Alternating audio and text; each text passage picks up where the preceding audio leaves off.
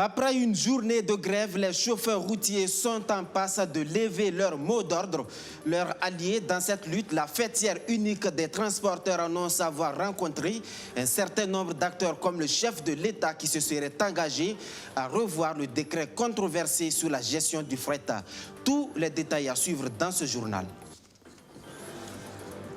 Eux aussi donnent de la voix à travers une manifestation. Les élèves du lycée municipal de Saba disent n'avoir reçu aucun cours depuis la rentrée des classes le 5 octobre dernier. Ce matin, ils ont manifesté pour exiger la reprise des cours. La bonne nouvelle du jour, le gouvernement annonce une augmentation de 2 à 5% de la pension des fonctionnaires et des militaires retraités. Décision prise en Conseil des ministres de ce mercredi. Voilà pour les grandes articulations de ce 19h30. Bonsoir, mesdames et messieurs. Un invité dans ce journal, le professeur Adjima Tchombiano, s'entretiendra avec nous dans le cadre du baptême de l'université qu'il dirige, l'université Ouaga 2, qui devient officiellement l'université Thomas Sankara dès demain. Mais avant l'entretien, cette autre actualité, cette fois-ci dans le processus électoral, c'est désormais connu le montant du financement public qui sera versé à chaque candidat à la présidentielle de novembre prochain. Les candidats qui seront retenus recevront chacun 280 millions de francs CFA avant d'aller en campagne. Ainsi en a décidé le Conseil des ministres de ce mercredi. Un conseil qui annonce également l'augmentation de la pension des fonctionnaires et des militaires retraités. Le point de tout ceci avec Rémi Lambert-Nibier. Ce sont les fonctionnaires et militaires du 3e âge qui sourient à la délibération des travaux du Conseil des ministres de ce 14 octobre. Le gouvernement a décidé d'une augmentation de leur pension. Il y a eu un forum national sur la retraite qui s'est tenu donc à Ouagadougou les 12, 13 et 14 janvier 2017. Différentes questions ont été abordées et une des questions abordées, c'est la révalorisation des retraites servies donc à ces pensionnaires par la CARFO, c'est-à-dire essentiellement des fonctionnaires et des militaires. Une étude actuelle a été faite pour voir effectivement si la CARFO pouvait soutenir ces augmentations-là.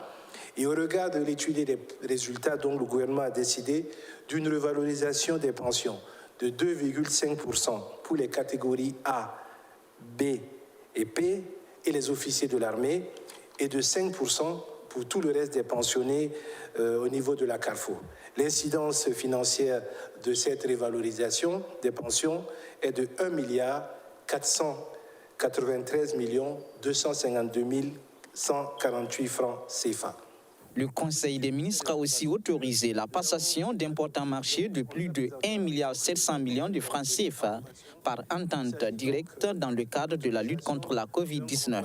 Vous savez qu'en ce qui concerne la Covid, il a été donné donc l'attitude par décret donc à ce que les ministères engagés puissent contracter un certain nombre de marchés par entente directe. Mais la loi dit qu'au-delà de 500 millions, les ententes directes doivent passer en Conseil des ministres. C'est à ce titre-là donc que les marchés ont été présentés pour un montant de 1,783 944 981 francs. Il s'agit donc de marchés portant sur la réhabilitation et la réfection des bâtiments, la fourniture de matériel de couchage au profit du centre hospitalier Tengango. Il s'agit également de la réhabilitation de la station d'épuration en eau usée du centre hospitalier Tengango. Il s'agit d'acquisition de médicaments de spécialité au profit du Chorus Covid. Il s'agit également de l'acquisition de Kazakh pour le compte du Chorus Covid. Un décret adopté fixe également le montant à partager à part égale entre les différents candidats qui seront retenus pour la présidentielle à 280 millions de francs CFA.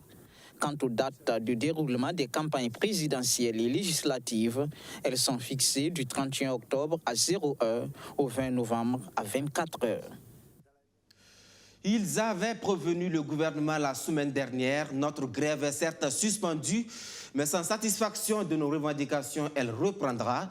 Eh bien, les chauffeurs routiers ont exécuté leurs menaces, mais après une journée de grève, tout porte à croire que le mot d'ordre est en passe d'être levé.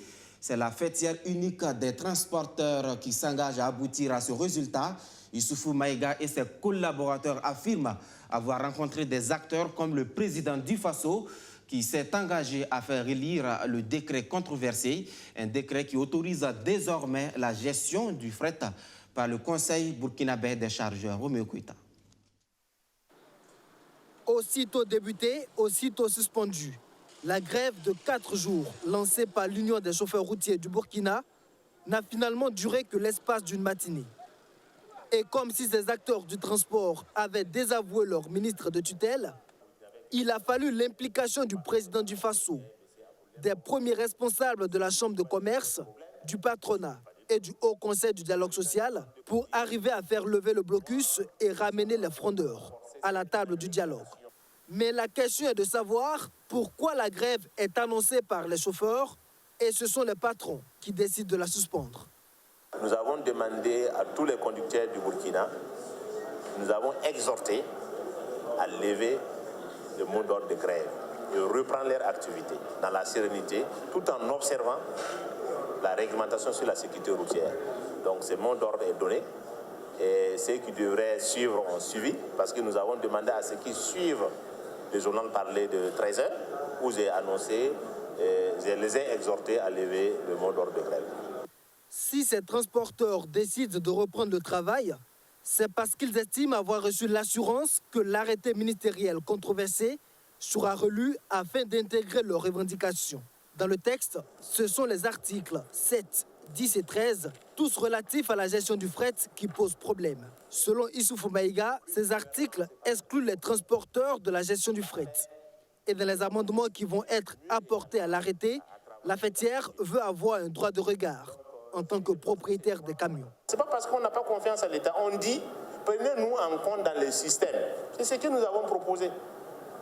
Nous avons dit également, nous pensons que c'est nous qui connaissons le coût réel du transport. Laissez-nous fixer nos prix. Laissez-nous faire notre commerce. C'est ce que nous avons demandé. On ne peut pas obliger un chargeur de prendre un véhicule qui ne le plaît pas. Ça peut être visuel. Il se peut même que c'est la peinture qu'il n'aime pas. Si quelqu'un n'aime pas la peinture rouge, il peut refuser que ses marchandises soient posées. C'est un camion de couleur rouge. C'est tout ce que nous avons demandé. Nous n'avons pas demandé plus que ça. Mais la condition du gouvernement était que les transporteurs partent d'une même voie. Sur ce point, les concernés comptent taire leurs différends. Il y aura une fêtière unique.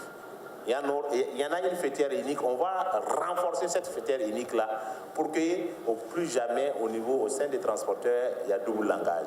Ce double langage-là, ça crée tous les désordres que vous voyez.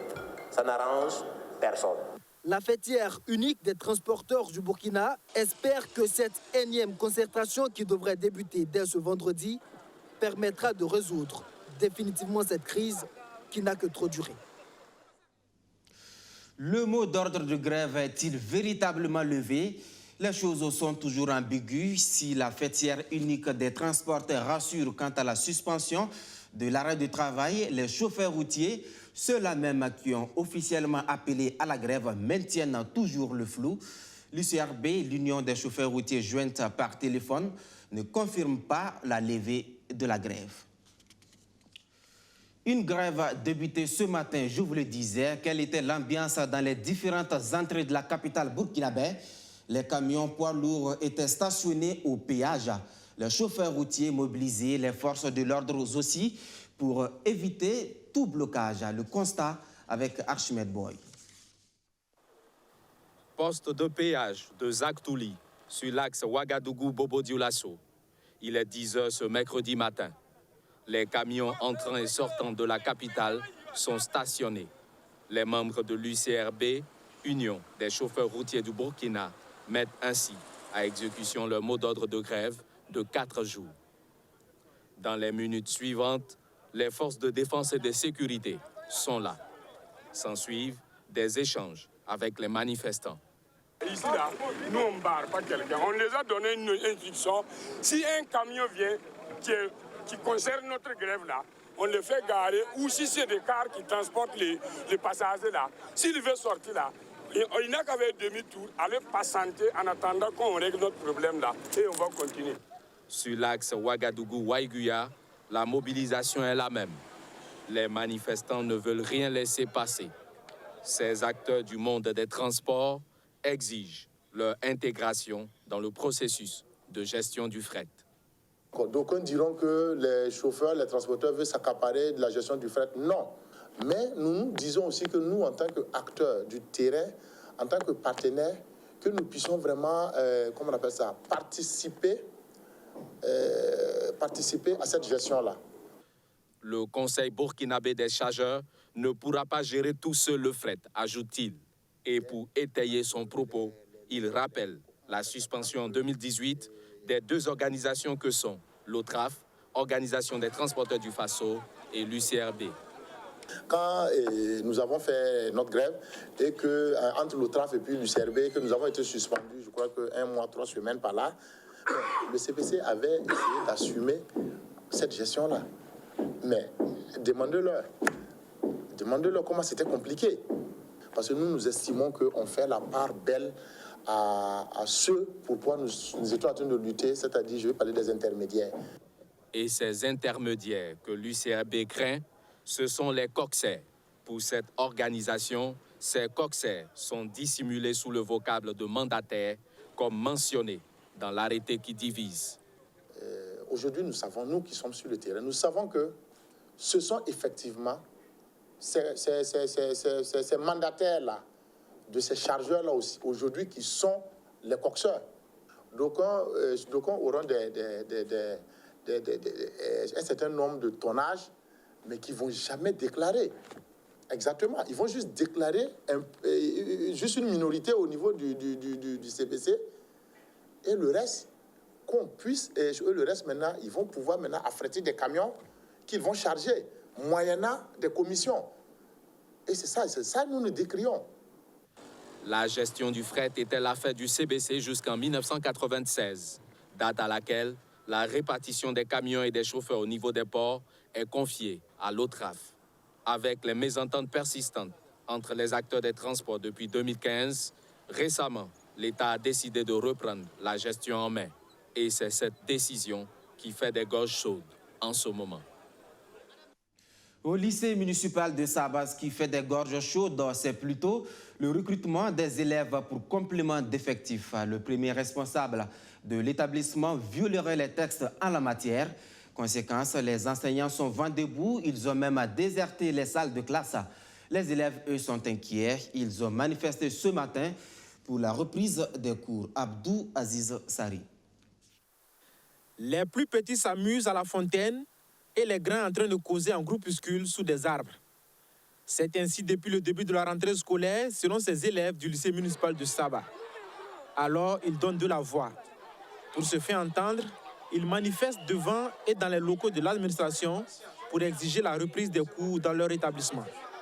Bon, on a constaté que depuis la rentrée le 1er octobre, aucun professeur ne vient, c'est pas dans la classe même, dans l'établissement. Donc nous, on réclame les cours. L'année passée, on n'a même pas fait le 3e trimestre. Donc aujourd'hui, au 15, on ne connaît même pas d'avoir nos professeurs. Donc cela, on s'est mobilisé aujourd'hui pour demander vraiment qu'est-ce qui ne va pas. Nous, on veut commencer les cours. Aujourd'hui, c'est le 14, donc vous voyez que c'est tellement bizarre. Alors qu'on a des examens à préparer en juin. L'examen, on ne va pas dire que non, l'examen au lycée municipal de Saba, ça sera bon en juin, et puis les autres, on va composer le même jour. Donc c'est pour cela qu'on s'est mobilisé aujourd'hui pour demander vraiment quelque chose à l'administration, sinon ça ne va pas.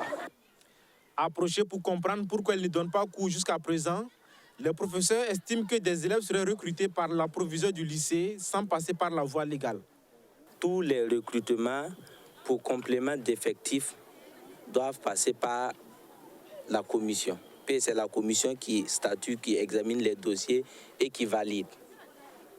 Maintenant, le problème qui s'est posé, c'est que le personnel s'est rendu compte que Madame la proviseure, en violation des textes sur le recrutement, a fait un recrutement parallèle où elle nous a présenté à elle seule 130 dossiers qu'elle a recrutés à son niveau.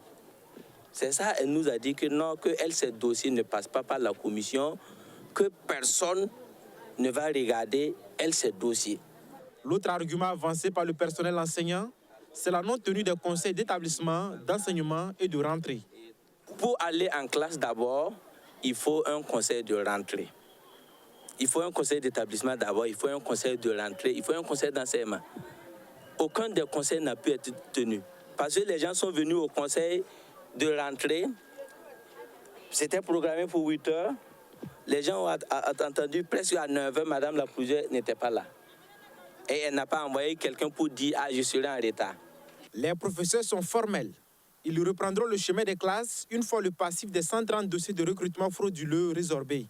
Les enseignants ne sont pas contents de ne pas rentrer en classe. Mais ils sont dans l'impossible de le faire pour le bien des élèves. Déjà, elle a travaillé à bourrer toutes les classes. Pourtant, c'est la première fois au lycée municipal ici que les classes sont bourrées. Si le conseil de rentrée est tenu, si on arrive à gérer le passif des 130 dossiers de Madame la Proviseure, il n'est pas question qu'un enseignant refuse de rentrer en classe. La proviseure du lycée a refusé de réagir. Mais lorsque nous quittions l'établissement, une délégation de la direction provinciale de l'éducation arrivait pour tenter de résoudre le problème. Des tensions entre élèves et personnel éducatif qui ne sont pas de nature à favoriser un climat apaisé pour une bonne année scolaire. Une année scolaire apaisée et résiliente face au choc dû à l'insécurité et à la Covid-19. Voilà ce que recherche l'UNAPSB, l'Union nationale des associations des parents d'élèves du poste primaire, du secondaire et du supérieur du Burkina. Opte pour la sensibilisation. Hector Ardan Ouedraogo et ses collaborateurs ont sillonné quelques établissements scolaires de la capitale burkinabé. Justin Amontou. Quelques jours après la rentrée scolaire 2020-2021, le président de l'Union nationale des associations des parents d'élèves du poste primaire, du secondaire et du supérieur du Burkina, UNAPSB, entame une tournée de sensibilisation dans plusieurs établissements. L'objectif est de sensibiliser ses élèves et enseignants sur la cohésion sociale et le respect des mesures barrières de lutte contre la Covid-19. Le message que nous avons tenu donc à porter ce matin, c'est un message de sensibilisation des parents, d'élèves et d'étudiants du Burkina Faso, de tous les acteurs du système éducatif, pour une année scolaire et académique apaisée, sécurisée et résiliente. On a tenu à leur dire que le virus, à l'heure actuelle, circule encore trop vite et qu'il faut bien entendu respecter ces mesures barrières-là pour prévenir donc la maladie à toutes fins utiles. Une initiative accueillie avec joie par les responsables de ces établissements scolaires qui rêvent d'une année scolaire apaisée et sans interruption. Nous sommes très honorés et nous souhaitons vraiment que leurs efforts portent beaucoup de fruits pour la prospérité de notre établissement et pour le bien de toute la nation burkinabé. Ici, la coexistence est pacifique. L'école est justement ce berceau-là où se retrouvent toutes les collectivités. Les élèves, eux, s'engagent à prendre en compte ces messages de sensibilisation et à l'appliquer dans le travail et la discipline. On pensait que la maladie est totalement finie puisqu'on a recommencé les cours, mais on voit que c'est pas totalement fini. On va recommencer à porter les cachets. Chacun de nous quand même fait de son mieux pour respecter les mesures barrières. Et nous avons aussi la disponibilité de lave-mains un peu partout au sein du collège. Et donc je pense que vraiment nos éducateurs nous accompagnent donc dans le respect des mesures barrières. Contribuer au bon déroulement de l'année scolaire malgré la crise sanitaire et sécuritaire, c'est une mission que s'est assignée l'Union nationale des associations des parents d'élèves du poste primaire, du secondaire et du supérieur du Burkina. Comme l'UNAPSB, elle aussi s'inscrit dans la dynamique d'un Burkina Faso de paix, l'association Génération pour la paix a été lancée le 11 octobre dernier. La GPP, qui a pour parrain Bourema Badini, ancien ministre de la Justice, entend s'investir dans la formation sur la citoyenneté. Pour commencer, Sandrine Zougri. Cultivons la paix pour un Burkina Faso paisible, telle est la conviction de cette nouvelle association qui voit le jour ce 11 octobre dans l'arrondissement 4 de la ville de Ouagadougou. Génération pour la paix. Aujourd'hui, nous sommes confrontés à l'insécurité et à des conflits communautaires qui ont mis en péril notre vivre ensemble et qui ont compromis le développement économique de notre patrie. Donc nous nous sentons interpellés et le devoir nous appelle à apporter notre pierre afin que le Burkina Faso retrouve une stabilité. Voilà. Donc ce lancement est une initiative citoyenne pour que le Burkina Faso retrouve une stabilité et une émergence. Pour la génération pour la paix GPP, pour que la stabilité et la tranquillité règnent au pays des hommes intègres, il faudrait également un changement de comportement. Sur ce point, la JPP est ferme. Des séances de formation sur la citoyenneté seront organisées. Nous allons mener des actions dans les quartiers. D'abord, nous allons implanter des structures. Toutefois, où nous sentons la nécessité de parler aux jeunes du changement de comportement pour une bonne citoyenneté. Voilà. Donc nos objectifs seront d'abord élaborer des stratégies de formation sur la citoyenneté, la réconciliation. Ayant à leur côté un parrain pétri d'expérience, Bourema Badini, la GPP n'a rien à craindre. Pour ce dernier, la paix n'est pas un vain mot, c'est un comportement. On ne crée pas cela pour avoir un développement personnel. C'est pour le bien de notre pays. Chacun est interpellé à tous les niveaux pour apporter sa pierre à la construction. Donc j'estime que si nous arrivons à pouvoir organiser cette situation afin que la paix devienne une denrée que tout le monde consomme dans ce pays, ça pourrait être une bonne chose pour nous tous. Vous avez vu que beaucoup de gens ne sont pas dans leur foyer. Nous avons beaucoup de déplacés internes. Nous avons les djihadistes qui font peur à tout le monde. Qui d'entre vous n'a pas peur? Tout le monde a peur. Mais si nous nous mettons tous ensemble dans la réconciliation nationale, la cohésion nationale, je suis convaincu que nous pourrons avoir cette paix pour regarder toujours vers le développement de notre pays. Le lancement de cette association a drainé du monde. Ensemble, main dans la main, elle reste confiante pour des lendemains meilleurs au regard de la situation sécuritaire. Un lancement qui a été marqué par une courte cycliste féminine. Question de reconnaître les efforts des femmes dans cet arrondissement. Je vous le disais plus haut, l'université Ouaga 2 devient officiellement l'université Thomas Sankara. Quelles sont ses implications? Pourquoi le choix du père de la révolution burkinabé? Son président, le professeur Adjima Tchombiano, est sur ce plateau. Professeur, bonsoir. Bonsoir, M. Traoré. Merci d'avoir répondu à notre invitation. C'était un plaisir pour moi. L'université Ouaga 2 qui devient université Thomas Sankara. Professeur, dites-nous pourquoi ce changement? Alors, je pense que tous ceux qui ont connu Thomas Sankara, c'était un homme de vision, qui avait une vision pour le développement de son pays, mais aussi de toute l'Afrique. C'est un homme également qui était très engagé, et surtout au profit de l'éducation. On le retrouvait également au niveau de certains chantiers, comme la lutte pour l'amélioration de la qualité de l'environnement. Alors, au-delà de tout cela, je crois que l'homme incarnait quand même certaines valeurs, comme l'intégrité. Alors, je pense que tout cela a concouru à orienter le choix du gouvernement sur une des universités. Et comme nous avions la chance que nous faisions partie des dernières universités qui n'avaient pas encore de nom, je pense que c'est ce qui a orienté le gouvernement donc, à nous faire porter ce lourd fardeau donc, de Thomas Sankara. D'accord, on parle de grande université, d'une université futuriste pour répondre véritablement aux défis du moment. Qu'en est-il exactement, professeur? Alors, l'université Thomas Sankara se veut une université, je dirais, compétitive, moderne, et surtout compétitive au plan international, mais qui se veut également résolument intégrée au sein de la société.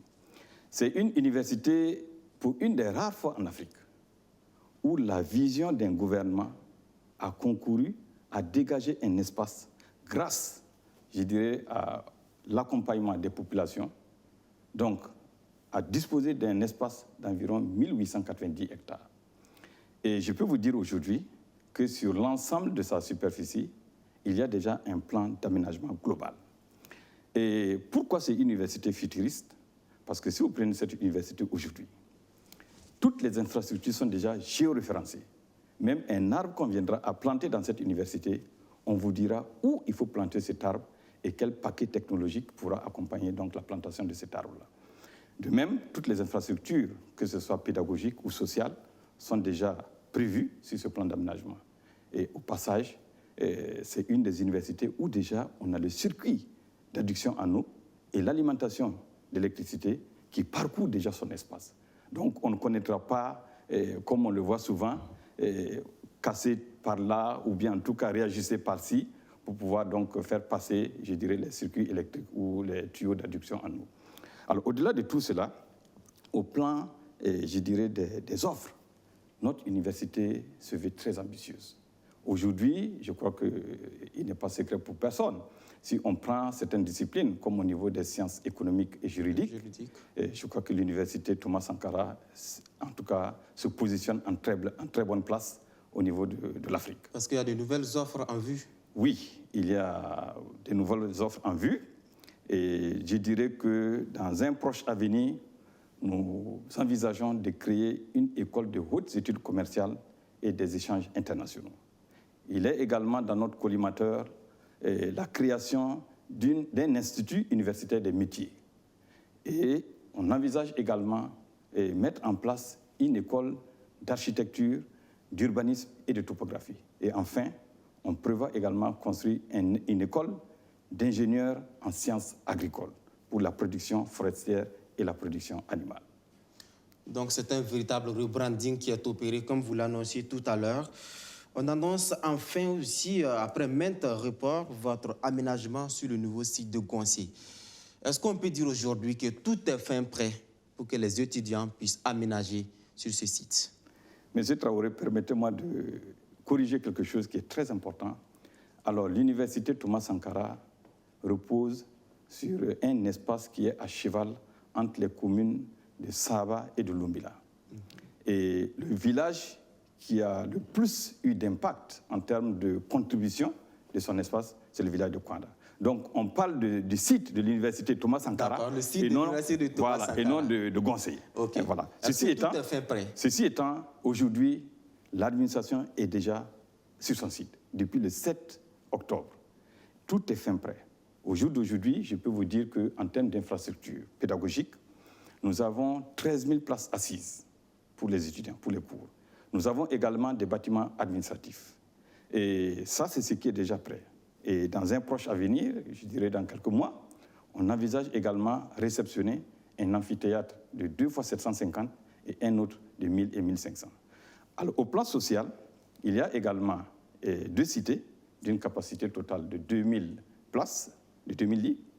Il y a 2 restaurants universitaires de 700 places assises chacun. Professeur, mais si vous permettez, 2000 lits, ce n'est pas suffisant oui. pour l'ensemble des étudiants de Ouaga 2. Tout à fait. Et nous restons conscients que ce n'est pas suffisant. Mais il faut toujours commencer quelque part.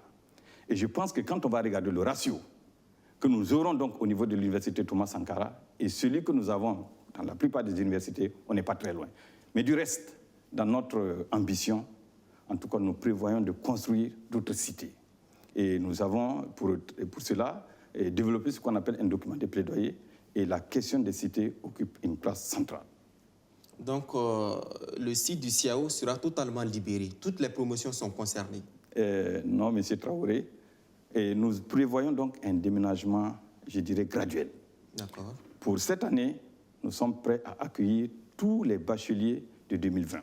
OK. Donc, tout le reste, c'est-à-dire les anciennes promotions, vont encore demeurer à Ouaga parce que, justement, il y a la question sociale qui est là, la question des cités, mais il y a d'autres réalités aussi qui sont là, la question des transports.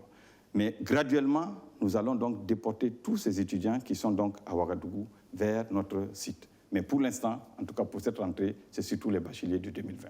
D'accord. Tantôt, vous abordez les nouvelles offres de formation qui sont en vue pour cette nouvelle rentrée. Quelles sont déjà les offres de formation disponibles?